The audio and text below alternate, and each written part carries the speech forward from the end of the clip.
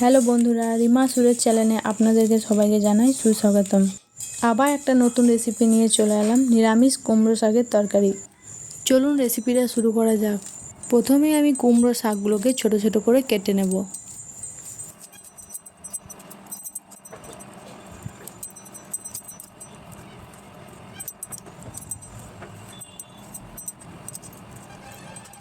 এরপরে একটা medium size বেগুন আমি কেটে নেব।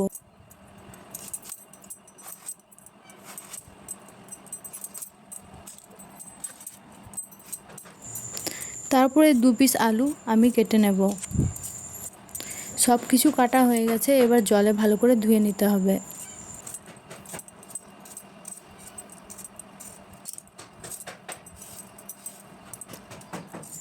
এরপর শিলনোড়াতে সর্ষে, পোস্ত, কাঁচা লঙ্কা, আদা বেটে নেব।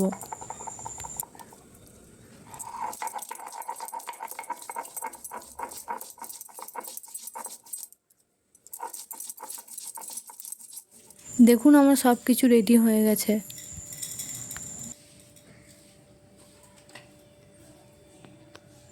এরপর কড়াইয়ে সর্ষের তেল গরম করে কলাই বড়িগুলোকে ভেজে নেব।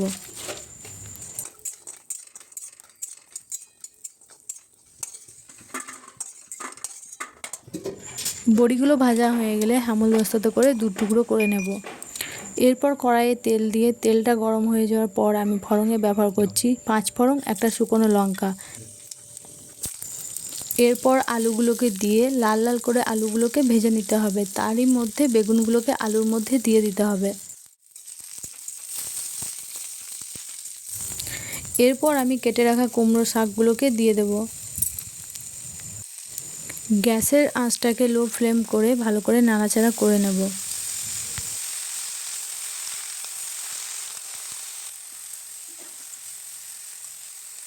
আমি মুগ ডালটাকে 15 মিনিট আগে ভিজিয়ে রেখেছিলাম, ওই ভিজে মুগ ডালটাকে দিয়ে দেব। এরপর 2-3 মিনিট ভালো করে নাড়াচাড়া করে নেব। এরপর আমি দিয়ে দেব হলুদ গুঁড়ো, জিরে গুঁড়ো আর স্বাদ মতো লবণ। সব কিছু দেওয়া হয়ে গেলে একটু নাড়াচাড়া করার পর 2 থেকে 3 মিনিটের জন্য ঢাকনা দিয়ে ঢেকে দেব।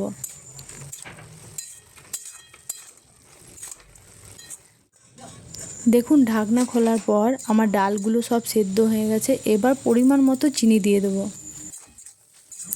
একটু নাড়াচাড়া করার পর বেটে রাখা পোস্ত সর্ষেটাকে দিয়ে দেব। তারপর আমি 2 মিনিটের জন্য ঢাকনা দিয়ে ঢেকে দেব। দেখুন আমার তরকারিটা হয়ে এসছে। এরপর আমি ভেজে রাখা বড়িগুলো আমি দিয়ে দেব। এরপর আমি সবজি মশলা দিয়ে একটু নাড়াচাড়া করার পর আমি তরকারিটাকে নামিয়ে নেব। দেখুন আমার সবজিটা পুরোপুরিভাবে তৈরি হয়ে গেছে। এই রেসিপিটা আপনারা গরম ভাতের সাথে খেতে পারেন। এই রেসিপিটা যদি আপনাদের ভালো লেগে থাকে তাহলে লাইক, কমেন্ট, শেয়ার, সাবস্ক্রাইব করতে ভুলবেন না। ধন্যবাদ।